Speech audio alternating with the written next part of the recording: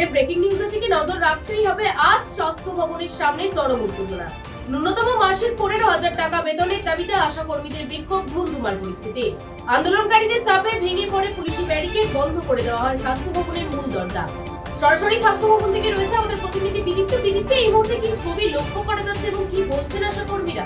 একেবারেই শুধু তোমাকে জানিয়ে রাখবো, এই মুহূর্তে দাঁড়িয়ে আমি যেখানে বসে রয়েছি কিন্তু সেটা স্বাস্থ্য ভবনের সামনে, এবং আমার দিকে চারিধারে কিন্তু বসে রয়েছে মূলত অজস্র আশাকর্মীরা কিন্তু মূলত আজকে বেশ কিছু দাবি দেওয়ার স্বার্থে রাস্তায় নেমেছেন।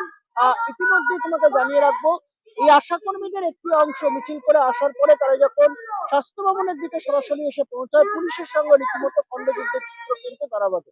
এবং আজকে মূলত তাৎক্ষণিকভাবে তারা যেটা দাবি করেছেন, এর আগেও তারা বারংবার যে দাবি দেওয়াটা করেছেন, আশাকর্মীদের যে বেতন, সেই বেতন তারা কিন্তু সঠিকভাবে পান না, এবং মাসিক 15,000 টাকার বেতন অবিলম্বে তাদেরকে দিতে হবে। এবং দ্বিতীয়তম দাবি, ইতিমধ্যে এই আশাকর্মীরাই তারা যদি কোনো রকম ভাবে যদি মারা যান বা কোনো রকম ভাবে বিষয়, তাদের যে 5 লক্ষ টাকা, সেই 5 লক্ষ টাকা করে কিন্তু প্রদান করতে হবে। এবং তৃতীয়তম দাবি, নিজেদের যে স্মার্টফোন, সেই স্মার্টফোন নিয়ে কিন্তু আশাকর্মীরা এখনো পর্যন্ত কাজ করে যাচ্ছেন।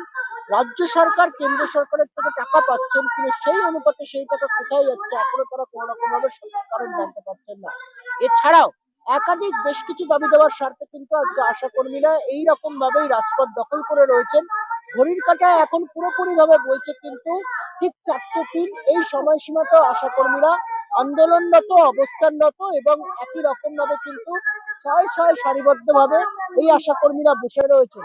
এবং সার্বিকভাবে আমার ক্যামেরার সহকর্মী অভিষেক দেখাচ্ছে এই মুহূর্তের ছবি, সেই সঙ্গে সঙ্গে কিন্তু অভিষেককে দেখাতে বলবো যে সেরকম ভাবে তারা কিন্তু যেমন অবস্থানরত ভূমিকা পালন করছেন, সেই সঙ্গে সঙ্গে তারা কিন্তু বলছেন তাদের প্রতিবাদ আগামী দিনে কিন্তু আরো চলবে।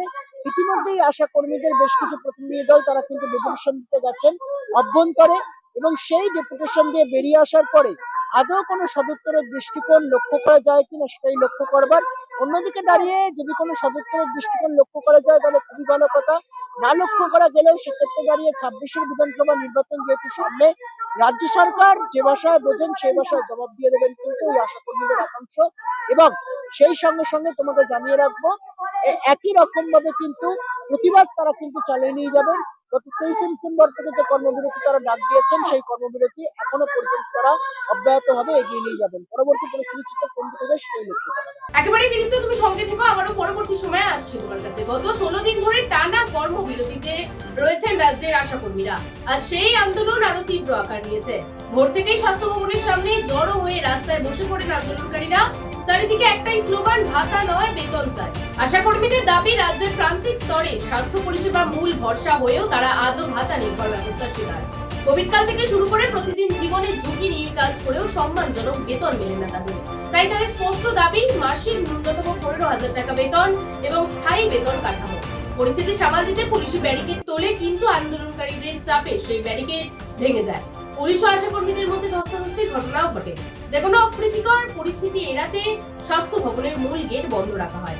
আন্দোলনকারীরা জানিয়েছেন, দাবি পূরণ না হওয়া পর্যন্ত তাদের এই কর্মবিরতি চলবে। অন্যদিকে প্রশাসনের স্পষ্ট দাবি, এখনো কিন্তু তাদের কোনো কথার আশ্বাস মেলেনি। ফলে স্বাস্থ্য পরিষেবা ও প্রশাসনিক অচলাবস্থা নিয়ে বাড়ছে উদ্বেগ। সব মিলিয়ে স্বাস্থ্য ভবনের সামনে আশাকর্মীদের এই আন্দোলন এখন রাজ্যের কাছে বড় চ্যালেঞ্জ। সরকার কি সিদ্ধান্ত নেয় সেদিকেই নজর।